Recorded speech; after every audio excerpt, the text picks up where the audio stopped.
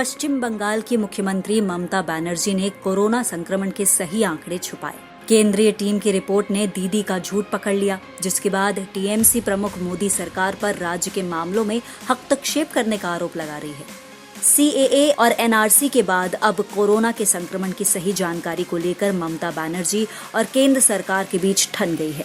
ममता बनर्जी की इस बौखलाहट की असली वजह कोरोना नहीं, बल्कि पश्चिम बंगाल में भाजपा का उभार है। राज्य में भाजपा की बढ़ती ताकत ने दीदी की नींद उड़ा दी है। कोरोना के कारण लॉकडाउन की घोषणा ने उनकी इस परेशानी को और भी बढ़ा दिया है। दरअसल ममता बनर्जी ने पश्चिम बंगाल में अगले साल अप्रैल-मई में होने वाले विधानसभा चुनाव की तैयारी शुरू कर दी थी। उनकी पार्टी के लिए चुनाव प्रबंधन करने वाली प्रशांत किशोर की कंपनी आईपैक ने साल 2019 में हुए लोकसभा चुनाव के आंकड़ों के आधार पर एक रिपोर्ट बनाई थी। इस रिपोर्ट में लोकसभा चुनाव के दौरान विधानसभा के स्तर पर पार्टियों की स्थिति के बारे में बताया गया था। इस रिपोर्ट ने ममता बनर्जी की परेशानी बढ़ा दी, जिसके कारण उन्होंने 1 साल पहले से ही चुनाव की तैयारी शुरू कर दी। लोकसभा चुनाव में भारतीय जनता पार्टी को राज्य की 42 सीटों में से 18 पर जीत हुई और टीएमसी को 22 सीटें मिली थी। लेकिन विधानसभा में बढ़त के आंकड़ों ने टीएमसी प्रमुख को परेशानी में डाल दिया। पश्चिम बंगाल की 294 विधानसभा सीटों में से 129 सीटों पर भाजपा ने बढ़त हासिल की थी। हालांकि ममता बनर्जी की पार्टी को 158 सीटों पर बढ़त मिली थी, लेकिन इसके बाद के आंकड़ों ने दीदी को चौंका दिया।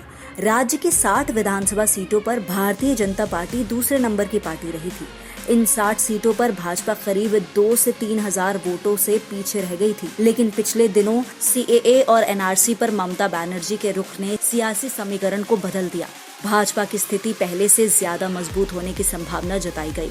अगले साल होने वाले विधानसभा चुनाव में भाजपा को 170 से ज्यादा सीटें मिलने के अनुमान ने दीदी की नींद उड़ा दी। पीके की टीम ने बताया था कि पश्चिम बंगाल के आदिवासी क्षेत्रों में पार्टी की स्थिति काफी कमजोर है। इसके साथ साथ मुकुल राय, अर्जुन सिंह, सौमित्र खान, अनुपम हाजरा जैसे नेताओं के पार्टी छोड़कर भाजपा का दामन थामने से भी टीएमसी के कमजोर होने की बात कही गई। इसके कारण प्रशांत किशोर की कंपनी आईपैक ने ममता बनर्जी को चुनाव की तैयारी शुरू करने की सलाह दे डाली। इसकी रणनीति भी तैयार की जा चुकी थी। ममता बनर्जी की पार्टी ने राज्य की 298 विधानसभा सीटों पर करीब 2100 जनसभा करने की योजना बनाई, लेकिन कोरोना वायरस के संक्रमण के कारण पूरे देश में लॉकडाउन की घोषणा हो गई। जनसभाओं पर प्रतिबंध लगा दिया गया। आगे भी कुछ महीनों तक जनसभाओं पर प्रतिबंध जारी रहने की पूरी संभावना के कारण ममता बनर्जी की मुसीबत बढ़ गई है। यही कारण है कि लॉकडाउन के बावजूद दीदी ने प्रशांत किशोर को कार्गो प्लेन से कोलकाता बुलाया। प्रशांत किशोर को नई रणनीति बनाने के लिए बुलाया गया ताकि लॉकडाउन के दौरान चुनाव की तैयारी की जा सके। लेकिन इसी बीच केंद्र की टीम ने पश्चिम बंगाल सरकार पर कोरोना संक्रमण की सही जानकारी छिपाने और सहयोग न करने का आरोप लगाया। केंद्रीय टीम ने ममता बनर्जी की पोल खोल दी और ममता बनर्जी को कोरोना से निपटने के कारण अपने कामों का प्रचार करने का मौका भी नहीं मिल पाया। इसके कारण टीएमसी प्रमुख बौखला गईं और उन्होंने केंद्र सरकार के ऊपर राज्य के मामलों में हस्तक्षेप करने का आरोप लगाना शुरू कर दिया। हालांकि केंद्र ने कोरोना से ज्यादा प्रभावित जिलों की स्थिति की समीक्षा के लिए 10 टीमें बनाई थीं। इन्हें पश्चिम बंगाल के अलावा महाराष्ट्र, राजस्थान, मध्य प्रदेश, गुजरात, तेलंगाना और तमिलनाडु के कुछ जिलों में भेजा गया था। लेकिन पश्चिम बंगाल के अलावा किसी दूसरे राज्य ने यह सवाल नहीं उठाया।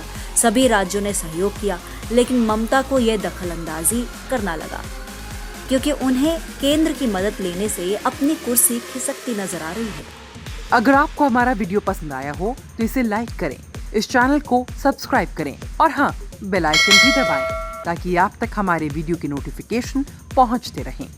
हमसे जुड़े रहने के लिए अपने सुझाव हमें कमेंट बॉक्स में देते रहें। हमें आपके सुझाव का इंतजार रहेगा। हमारे साथ जुड़ने के लिए धन्यवाद।